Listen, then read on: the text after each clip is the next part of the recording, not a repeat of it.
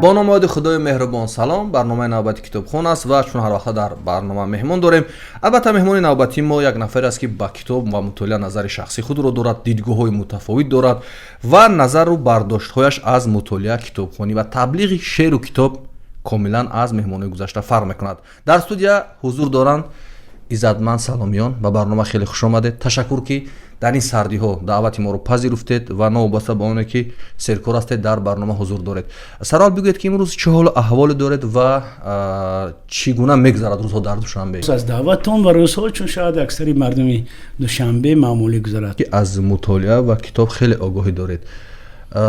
شما برای چی میخونید؟ بسیار حکایت خوب است از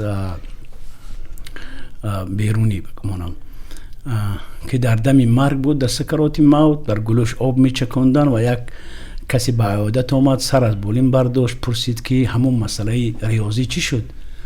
شاگردا به معنای اعتراض گفتن که استاد شما در این حالتی که این چیزا میپرسید؟ گفت من میدونم من در سکرات هستم اما نمیخوام نادانسته مردن. یعنی مثلا برای بعضی دانستن و ندانستن بسیار تفاوت زیاد دارند.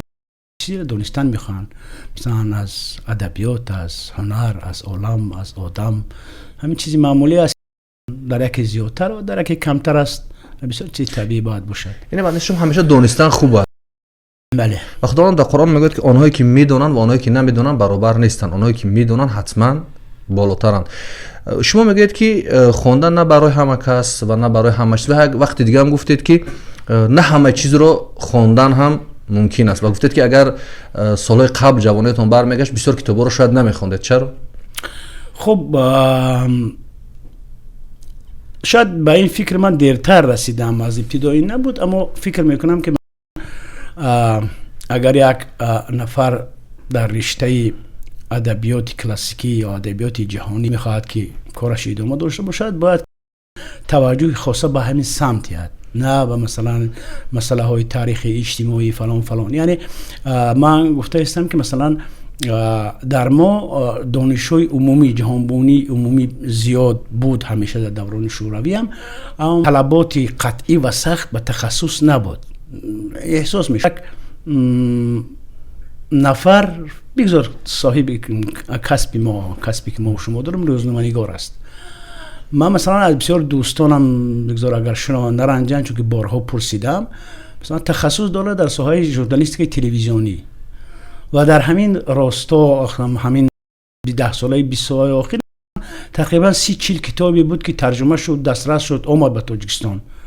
وقتی که میپرسی مثلا کتاب خوندی، به چشم حیرت نگاه میکنند و میگوید که من ضرورت بودم کتاب خوندن. یعنی وقتی که ما میگوییم که بعضی چیزها رو عوض میکردم، به معنای اون است که معینه سر یا که مثلا قابلیت آدم مثل یک ظرف است. اون وابسته است که شما با چیزهای بیهوده و ضروری پر میکنید یا نیچه به هر حال پر میشه. انتخاب میبود که جوانی برمیگشت، من کتاب ها رو جدا میکردم به کتاب های مهم و غیر مهم و البته اول مهم ها رو میخوندم. به همین منظور است. یعنی که حتی بحث درباره کتابخوان که شما در موضوعتون کتابخوانی، مثلا من نقطه نظری اون دارم که مثلا شماره چیزی مهم نیست در این مسئله. یعنی تعداد زیاد خوندن تعداد زیاد مهم نیست، تعداد زیادی کتاب‌های مهم زیاد مهم است. یعنی مثلا اگر من بخشی ادبیات کلاسیکی در مشغول باشم، اگر فرض کنیم من باید فرا گرفتن نمیتونم. ادبیات کلاسیکی ما زیادتر از 40,000 صاحب دیوان دارد، اما اونهایی که مهم هستند حتما از اونها رو باید خونم، نه مثلا در اون وقت با کتاب‌های تاریخی و فانتاستیکا و مشغول شم. اما اگر مثلا تخصص ادبیات جهانی باشد، اگر من نمیتونم مثلا از کتاب‌های مهمترین جهانی بخبر باشم، در فلسفه باشم، باید من بدونم که امروز در فلسفه چی میگذرد. اول یعنی افضلیت میتیم به تخصصم اختصاصم و دوم مثلا به کتابایی که به جهانبینی من تاثیر میرسونن. ما مهم نیست، مهم چیزهای مهم است، کتابای مهم است و بعد نمیتوان مثلا یک معیاری که برای من یا برای شما مقرر است اونو برای نفر سیوم معین کرد. یعنی این معنی اون دارد اگر من متخصصی ساحه طب هستم، من باید اول مهمترین کتابای طب بخونم و بعد یک قسمی کتابایی که به جهان بینی من مشغول هستم. یک جمله نمیدونم از ابن خلدون است یا بیهقی زیاد به ما استادان تکرار کردن و این جامعه مثل یک شعار بود. یک وقت میگفتن هر یک کاغذ سفید که روش چیزی نوشته است ارزش خواندن دارد، حداقل ارزش یک بار خواندن. شما با این چی نظر دارید؟ من با این نظری مثبت دارم. اگر یک کاغذ باشد، اگر کاغذ ها زیاده، من انتخاب میکردم که مثلا چی را خوانم. لیکن به هر صورت این چیزی بسیار مهم است. اگر شما امکان دارید و فرصت دارید و در همین لحظه در دست شما ادبیات شناس کتابی ادبی نیست، دلخواه کتاب تاریخی که در دستتان است و شما بیکار هستید او را نخونید اگر گناه است. شما وقت دارید، یعنی فرصت دارید، چرا باید این کارو نکنید؟ خونید. اگر درباره تخصص ها گفتید که اول با تخصص خودشون افضلیت بدین، بعد مثلا روان دنبال چیزایی که خودشون انتخاب میکنن بخونن. در بعضی از جامعه ها با مثل جامعه خودمون هم یک نفر مثلا خیمیک است یا فیزیک است یا انجینیر است، ببینیم یک آگاهی خیلی خوب از بیدیل و مولانا و سعدی و حافظ دارد. چی بدی دارد اگر این آگاهی ها را داشته باشن بخونن؟ ولی امروز این چیزها الکی از بین میرد. به همین اندیشه شما که میگن من دیگه باید مشغول به تخصص خودم باشم. این از اول شروع کردیم که هیچ بدی ندارد، اما به هر صورت این یک اقدام یا که مثلا یک پدیده انفرادی است که یک تاریخ شناس یا یک فیزیک بدیل شناس خوب است. اینا استثنایی هستند. نمیتوانیم از 5000 کارمند طب گوییم که مثلا چرا شما بدیل نمیدونید. کسای انفرادی هستند. اگر شما با ادبیات هم رو بیاورید، اگر جدی اکثر اون آدمایی که مثلا در ادبیات موفق شدن با ادبیات مگر سر کار داشتن؟ نه بله. یکی طبیب است و یک چنگیز ایمتو بر این بایتا دکتری بایتار است و یکی چیخو بر این دکتر است و نمیدونم هزار و هزار رنگی ارخم پموک که مثلا اول فیزیک بود و بعد ژورنالیست. یعنی از سطح عالی بلند ادبیات و مایل داشتن با اون هیچ به اختصاص ابتدایی و که یا اونی که شما دیپلم دارید مربوط نیست. و اونایی که گفتیم که شما یک طبیب بدیل میدوند، اول نقطه نظر من که این حالتهای انفرادی هستند و اونو باید تشویق کرد. خصوصی کتاب های بدیهی و کتاب حتما باید یک معیار باشد، وجود داشته باشد. مثلا معیار به مانند مکتب تحصیلات همگانی که شما میخواید نمیخواید الفبا میخونید، خونش میخونید، کتابی یعنی زینه با زینه بالا میره، که میخونید و زینه میگن که جهان بینی عمومی پیدا میکنید. فرصتی من بود، من امکانیت میداشتم، من قرار میکردم که مکتب خواننده که مکتب میون رو ختم کرده است، اقلا بعد ختم کردن مثلا 20 40 50 کتاب خوانده بعد باشد و اونا رو هم خود نمیگفتم که مثلا خوانده باشد تا اونا اگر فن امتحان یا که در مکتب نباشن و اگر میگفت که خواندم یا دیدم یا از این چی هایده. اما اگر هر روزی ما مثلا هفته 1 ساعت برای خوانش بدیهی جدا میکردیم، یک از مسئول میکردیم، وقتی صنف 10 ختم کردن میگفت که من این 40 کتاب خواندم امتحان میسپارید، ما الکی ذوق کتابخوانی الکی بیدار میکردیم. بله. دعوتی ما از این برنامه از این منبر این است که با مطالعه، با آگاهی، با خواندن، یعنی این نیست که مثلا هر روز همه در دست کتاب از سر تا شام کتاب خوندن. ما میگیم خواندن به فرهنگ تبدیل شود، خواندن به عادت تبدیل شود، خواندن به مطالعه به عادت تبدیل شود. ولی امروز چی در نسل شما، چی در نسل ما یک بی‌تفاوتی، یک گریز از کتاب، نه بس اون که تخصص شما گفتید که آدمایی هستن که در تخصص خودش کتاب نمیخونن، مثلا همون ژورنالیست باشد یا کارمند تیپ باشد یا آموزگار باشد فرق ندارد. فکر میکنید همین بی‌تفاوتی از کجا شروع شد، مخصوصا در جامعه که ما همیشه ادعاش داریم که ما یک جامعه فرهنگی، یک جامعه نمیدونم پر از ادبیات بزرگ و نمیدونم بزرگوار هستیم، همین بی‌تفاوتی چگونه در ما آمد؟ خب این نظر محققان باید باشد، اما در نظر شخصی خودتون که نظر شخصی من است ربط دارد به اقتصاد. پیش از همه به اقتصاد دارد. و در زمان شوروی اگر مثلا همین کتاب نشر شده باشد، اگر تصادف میگن اینجا مثلا 3000 5300 400 تایشون چاپ میشن و تعداد در حدود 10000 و 30000 اینقدر نشر میشد. یعنی که اقتصاد خب بگذار اقتصاد شوروی که وای فلج هم باشد، قرضدار باشد، چوبی ارزان، کاغذ ارزان، فلان ارزان و اون کتاب با تعداد چاپ میشد. خواه نخواه وقتی که شماره زیاد است و اون دسترس است، خواه نخواه تاثیر میرساند. این یکی از عامل های اقتصادی است. من یک اسپیرانت و یک دانشگاه با ماهانه 150-200 روبل پولیس شوروی میتونستم که را مثلا یک 500 کتاب هم خرم اگر اون پول میرسید. اما شما با همین ماهانه حوزی دانشجوی ادرار پولی که میگیرد چقدر کتاب خریده میتوند؟ این یک سبب دیگر است باید با اون محدود نشیم که شماره کتاب ها از مغازه ها از دکان ها کم خریداری میشد. یعنی اینجا مثلا ترانسفورماسیون یا عوض شدن ابزارها هم هست. یعنی مثلا اگر من در جستجوی مولانا با کدام راههایی که نمی رفتم و از کی پول می گفتم و از ایران درخواست می کردم از اونها که اون کتاب دسترس کنن و چه عذابی هست شکلی کتاب الکترونی اون است من همه گیر خون. یعنی ابزارها هم دیگر شدن. مثلا بسیار کتاب ها دسترس اینترنتی هستن. ما گفتن نمیتونیم از که مثلا که این جامعه کاملا نمیخوند، شاید هزارها در پشت پرده رایانه این کتابا میخونن. چه ما اونا رو تحقیق کرده میتونیم؟ اون چی برخورده که در جامعه میبینیم از فرهنگ، از مدنیت، از اخلاق، از مناسبت یک راهبر با زیردستش، از مناسبت یک آموزگار با طلبه‌اش، یعنی همون طالبا و طلبه‌اش، از مناسبت یک پدر با پسر در کوچه یا که در راه ها میبینیم، این مناسبت ها را اگر با گفت شما این هزارها نفر پشتی رایانه های کامپیوتر این کتابا را مطالعه کنن، چونین فضای اخلاقی، چونین فضای اندیشه، چونین فضای فرهنگی میتواند در کوچه ها مشاهده شود و تاثیر نمیکند با بیرون با کوچه. خب شاید تاثیر هم رسانده باشد، اما وقتی که ما درباره این فضای اخلاقی میگوییم و تاثیر اون به نسل ها میگوییم،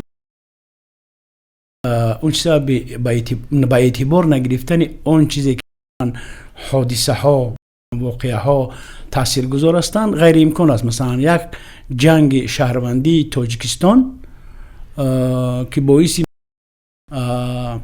پراکنده شوی، باعث فرار مغزها، باعث ترک کار و جای وظیفه کردن بعضی ها، اشغال بعضی ها شدن، اونا تاثیر جدی رساندن. در وقتی که زنجیره پیوستی یک نظام تعلیمی اتحاد شوروی کنده شد و ما با یک مستقلیت خودمان را ادامه دادیم، ما نه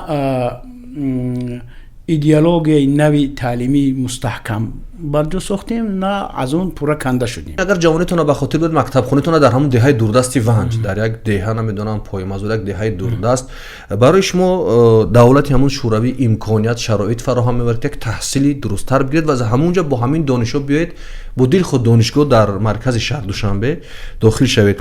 امروز همین تفاوت‌ها، همین زنجیره، همین سیستم معارف با فکر شما تا کجا، من نمیگم نظر کارشناس، فقط نظر شخصی خودتون، همین امکانات با وجود میاره در همین دهه ها، در نمیدونم ناحیه های دوردست که تا یک بچه بتواند دانش های لازمیش بگیرد، دانش های لازمیشه و محبت پیدا کند با کتاب و با مطالعه و با خواندن و با اندیشه. در همون شرایطی که شما در همون کوهستان بودید و از جوانیتون کتاب مطالعه میکرد، چه انگیزش ها بود؟ شما را چه انگیزه میداد که به سمت علم بروید، به سمت دانش بروید؟ دولت یک دولت ایدئولوژی است، یعنی اتحاد شوروی دولت ایدئولوژی است، اما با وجود این که مثلا گوشه های فرهنگی، مثلا بعضی نیازهای مردم در مقایسه با تمام عالم بیرون ناچیز هستند. دولتی است که اقتدار میخواهد و ایدئولوژیش روانه میکند به مردم. با وجود این چیزهایی دارد که اونها رو میتواند برتری شمرد. یعنی دولت اجتماعی است. دولت اجتماعی است. شاید یعنی اندیشه های شما در کدام سطح محدود میشن، آزادی های شما نیستن، معنویات شما کاملا محکم یا پوشیده است، اما از جهت آن خانواده شما، روزگار شما با یک ماهانه ناچیز پاسبان، قراول، نمیدونم برای فراوانی نان و روغن و چایتون میرسد، این چیزی بحث ناپذیر است.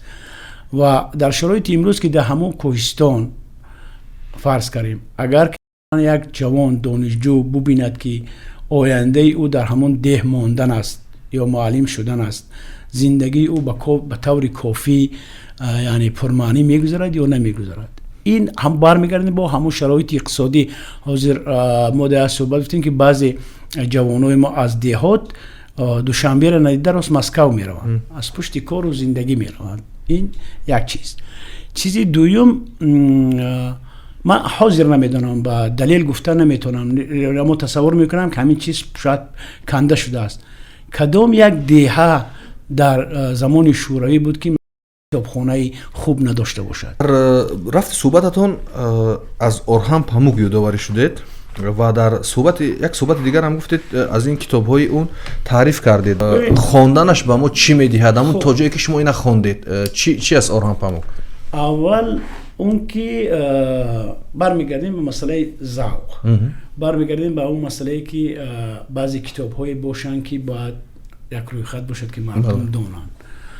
اورهان پاموک اولش که دارنده جایزه نوبل است، ولی همین گوینده اون است که این کتاب چی مقام دارد و مؤلفی اگر خطا نکنم بیشتر از 15 رمان است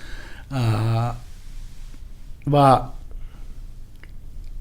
به هر صورت نقطه نظر شخصی من است که مثلا کتاب ها چگونه اند. بعضی کتاب ها از جهت اطلاعات معلومات نو و اینفورماسیون از حد زیاد به یک کار علمی مانند هستند. بعضی های دیگر مثلا به یک شکل یک ترانه خوب هستند که میخوانی راحت میکنی استحساس میکنی، مثل یک موسیقی میره موسیقی تنین انداز. مقایسه من همین دو نفر میتونم گفتن که بالای میز شما هستن، خالد حسینی و اورهان پاموک. هر دو اینا الحال از نویسنده‌ای هستن که خالد با یکم کتابش بسیلر شد، یعنی اونا را برای خط کلاسیکا وارد کردن. اما فرق دارد. مثلا خالد حسینی را گیریم میگم یک فرض کنیم همین بگوشی زویترانه باد برک باز، یعنی قصه دو جوانی همسال است که یکی بسیار غنی ثروتمند دارا فلان و یکی همخانه و فقیر و فلان و بینوا و این جوان زیبا خوشرو، این جوان کمتر نمیدونم چندان حسنی وی ندارد، اما محبت بین دو نفر صداقت دو نفر جوان مرد اون میشد که در قصه ها غریب میشد و از اونجا میبید و از دست نمیدونم طالبان پسری نرها میکند و یعنی ریشه محبت است و همون بسیار نقل خوب و روان. اگر مثلا با پاموک برگردیم اونجا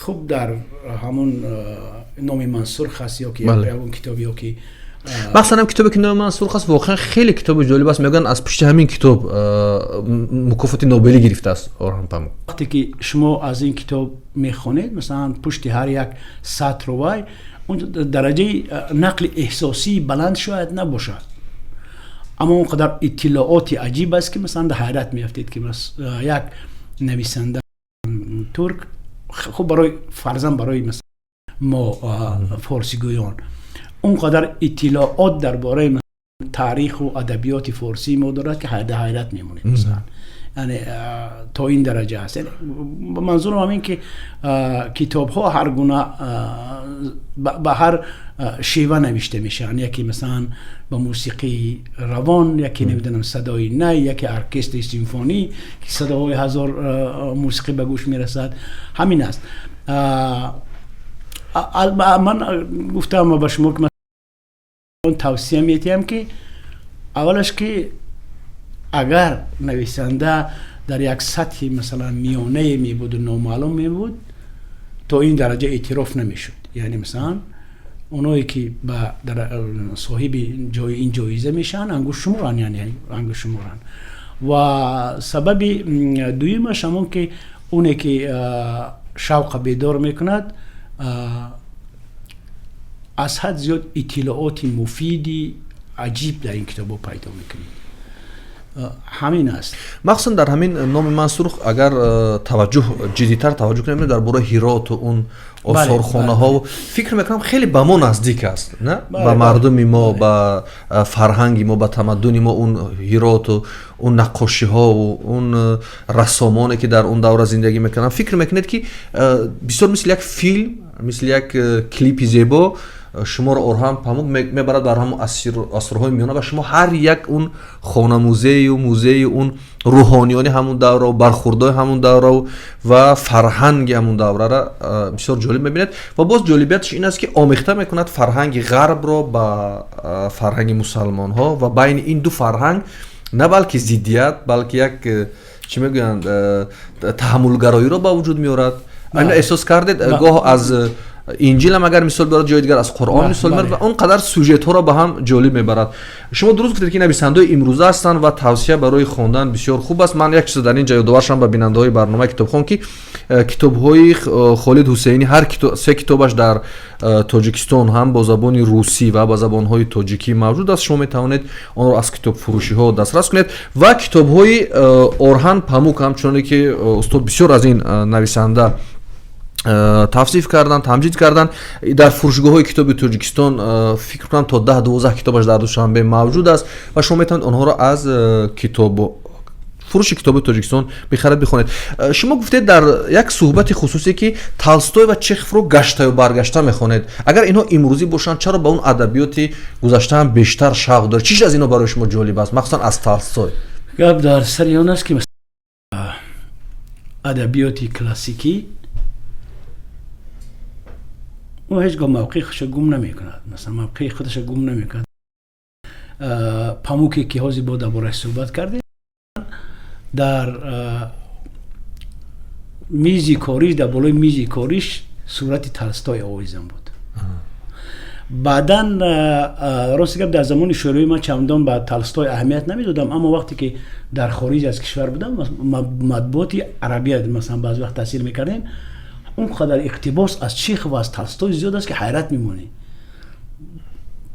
یعنی سر هر قدم در هر یک چیزی از تالستوی از وی اقتباس میارن، معروفیت اینا. و تالستوی در مقایسه با اگر این کتاب گویم که اگر مثلا این یک ترانه زیبا بود و این یک اطلاعات بود، تالستوی نویسنده روح انسان است. وقتی که شما با تالستوی مراجعت میخونید مثلا میبینید که وای با همون ذهنی آدم تا کجا فرو میرود و درون و باطنی آدم چگونه میتونه تصویر کردن. خب از این زیادتر من متخصصی کارشناس ساحه تالستوی نیستم، لیکن به هر صورت یکی از بیماری های خوبی من است که مثلا بعد هر یک 10-15 سال یک بار میخونم. هم چیز شاید یادم نموند اما میخونم. یک چیزی که جالب افتاد که بعضن کتاب میخونید در یادتون نمیموند و بسیارا اینا به ما میگن. به فکر شما این یگان بدی دارد در خاطر نموندن تمام جزئیات های کتاب؟ البته یک سوژه عمومی در یادم میموند ولی جزئیات ها نمیموند. در عموم البته بدی دارد، این نشان دهنده خاطره ضعیف است، اما هر کسی رو با طور خودش است. مثلا بعضیا یک کتاب میخوند تا آخر صحیفه به صحیفه نام قهرمان وای میموند. از من بغیر از مثلا اگه آدمای مشهوری کنه گشته برگشته میخونی، چیزایی که دوری است نوبتی است، یگان رمان یا پویست خوندم برابر پگاش نمیدونم حتی مؤلفش کی بود. بیننده برنامه کتابخوان جنگ و صلح و این میر در 2 جلد است و تمام آثار تالستوی یعنی نوشته هایش در فروش کتابش در فروش کتاب‌های تاجیکستان موجود است و شما میتوانید از دلخواه فروش کتاب‌های تاجیکستان این کتاب رو دسترس کرده بخونید. و همگونه گفتند استاد تالستوی واقعا در جهان در بین نویسنده که نویسنده بی‌نظیر است. چخوف رو برای چی گشته برگشته میخونید؟ محبت دارید با چخوف؟ این چیزی چخوف شما را جلب میکرد؟ گفتید چخوف رو هم میخونید. خب کسی که کمتر ذوق داشته باشد یا به قدری مثلا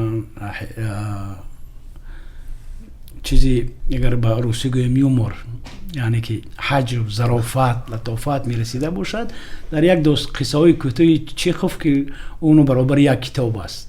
بله یک داستانش مضمون یک کتاب رو میتونه یک کتاب دارد و کسی است که تمامی عالم اعتراف شده است.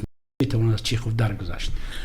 اما من صحبت میخوام سری دیگه چیز کشم. مثلا شما مثلا چند کتاب تبلیغ کردید،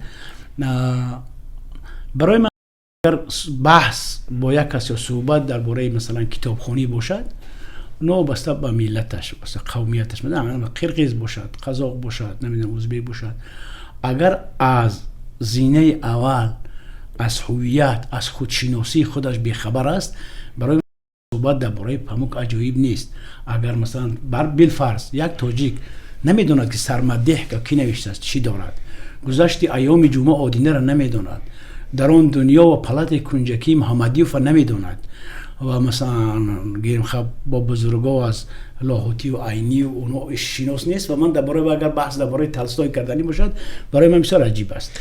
یعنی حتی با یک قرقیزم اگر صحبت کنم که اگر وای درباره تاریخ منسش و درباره اثرهای چینگیز خبر داشته باشد، اینجا یک نزوکی است. من نمیدونم، نمیخوام به یگون کس یک مبادا سخت رسد توهین، یعنی از معلومات اونی که به کدام زبان بزرگ شده است بسیار مهم است.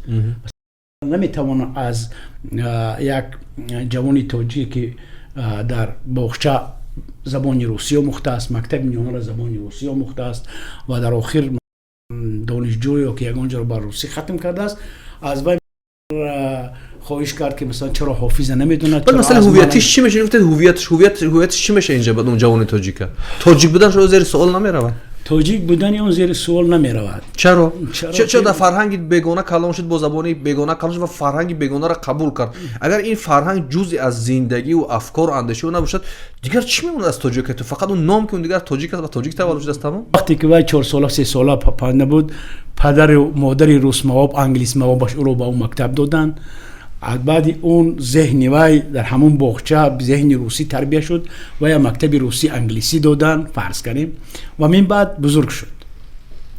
انا اون یگان عیب ندارد برای بچه، یعنی فاجعه نیست این برای یک ملت، برای یک ملت برای هویتش فاجعه نیست، برای شخصیت تشکل شخصیت فاجعه نیست. اما اگر اون خواهشمندی مثلا همین هویت تاجیکی باشد، خیام هم به زبان روسی دسترس میکند، حافظ به زبان روسی دسترس میکند و نمیدونم هر قدر که امکانیت دارد به این جهان فرو میرود و این زبان و این هویت برمیگرداند. این ادبیات هم میآموزد. چرا نمیآموزد؟ فکر میکنید با زبانی غیر آموختن ادبیات خود، ادبیات ملی میتواند هویت انسان را تشکل بده؟ من فکر نمی‌کنم که تشکل کننده هویت زبان باشد، یعنی البته تو در جای هست، اما محبت و صداقت به همون ملت و قومت بیشتر از اون که مثلا از اون که از همون زبان تو گوینده باشی. تبلیغ این کتاب در کجا است؟ بیا از جوانان کوچه پرسید که مثلا فضل‌الدین محمدیوف کی است، شاید اکثریت ندونن. یا سرمده بهمنیوف یا سرمده اگر این قابلیت و این نویسنده در محل و در دیگر جز به دنیا میافته میزیز با این اثرش، من گمان میکنم که صاحب همه مکافات ها بود. بهمنیار. بله بهمنیار. این هم تا اندازه هست، یعنی تبلیغ ناکافی او ادبیاتی معاصر یا که هر چیزی که هست. درباره چخف هم گفتید، باید یک چیز دیگه را با بیننده‌های گرامی برنامه کتابخوان ما بارها تذکر دادیم که 50 حکایت چخف با زبان تاجیکی نشر شده است و خیلی جالب گفتن که چخف پس از شکسپیر دومین ادیبی است که اثرهایش در جهان بسیار چاپ شده است بعد از شکسپیر. و شما میتونید این کتاب رو هم که در ترجمه استاد عابد شکورزاده بسیار ترجمه جالب است و شما گمان میکنید که چخف گویا با زبان تاجیکی نوشته باشد، این حکایه ها رو دسترس کرده بخونید. کتابخانه با آسانی معین کردن، یعنی با آسانی معین کردن کاری چه است، مشکل است. یک نفر صحبت کنید مصاحب خوب است، از نامی 100 نفر نویسنده و شاعر رو میدوند و اگر با تحقیق نگاه کنید مثلا نخونده است همون چیزا. یک مثال بسیار جالب است، هنگام دانشجویی ما همون نصحت فکری و اندیشه های وطن دوستانه و مرزبون بسیار زیاد بود. شادروان خراموف بسیار پروفسور مشهور ما درس میداد، از بس که کرسی ما شرشناسا کرسی تمام مردانه بود، در عوض گفت که صحبت درباره مردی میراد. مرد اون است که دروغ نگوید. خب یعنی بسیار پسیکولوژی زور بود، متقاعد کرد که مرد باید دروغ نگوید.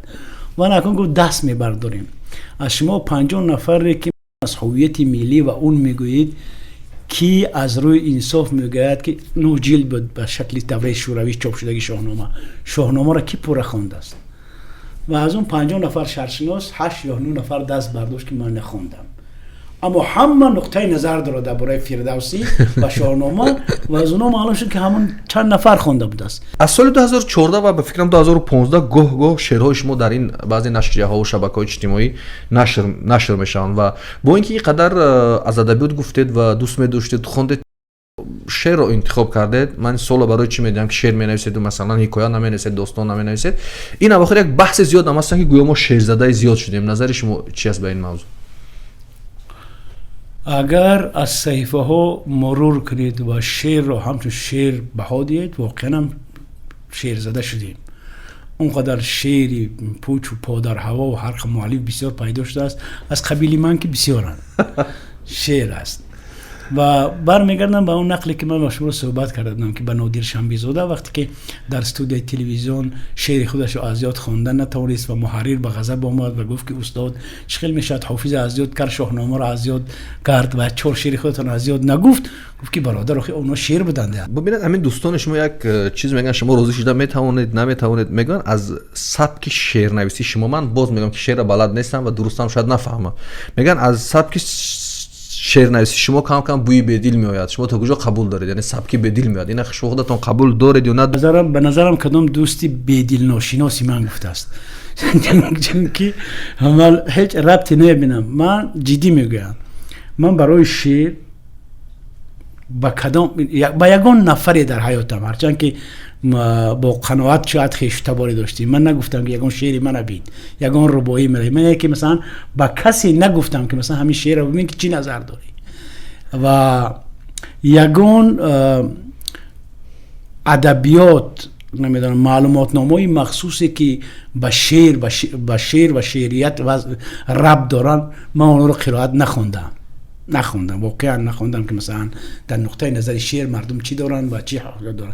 هر چی که هست از همون خوانده های طبیعی که در مکتب و در همه روزه خونده همون است. من اینجا نیستم که یا میگن که من پیروی کدام استادم کدام مکتبی هستم نه مکتب دیدیم و نه استاد خیلی یک چیز حرزه‌ای که پیش دهن اومد گفتیم. و چرا کتاب کرد آخه اینقدر مثلا خاکسارانه میگه که شعرگونه ها من بچه خودم قانون فلان با چیزی که خودتون تفسیر کرده شد. ولی چرا کتاب کرد قفس سنگ؟ این کار دستی که بود این کتاب. یگانه خواهشی که در این کتاب سهم من است گفتن که نامش چی مونی؟ گفتم نامش قفس سنگ.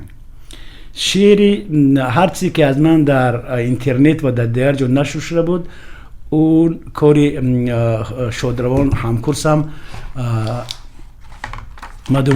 محمد عمر بود که یک نفر ژورنالیستی بود که یک وقت رئیس دایرکت تلویزیون مرکزی هم بود و اون با مخلص شعری من بود اون بود و دوستم پروفسور سعید عمران از خوجند اینا رو دیگر از اینترنت از دیگر جمع آوری کرد گفتن که هم یگانه کاری که میکنی کمتر درباره ترجمه حالات نویس نام کتاب انتخاب کن. صحیح من از این بیشتر نیست. درباره محلگرایی هم شعر دارید. فکر میکنید این خیلی یک مرزی جدی است در جامعه ما؟ اینجا درباره محلگرایی من شما شعر نوشتید. خب شاید که شروعش از 2 بیت پسندیده باشد که اون رو دوام دادم اما به هر صورت این پدیده بیماری است. اگر مثلا یک نفر در اطراف خودش فقط خیشتبار و شبیند بد است. البته محلگرایی بد است. اون محلگرایی یک گونه از همون فساد است. این کروپسی است. تو اگر علاج دردی بفریست مرهم را به خدا شکست باید کمری محلگرایی به خدا نبودنت به به خدا که مردنت به تو اگر بدیده داری نظری محلگرایی. خیلی یک چیزی جالب. از همین شعرگونه هاتون کدامش به خودتون پسند بود؟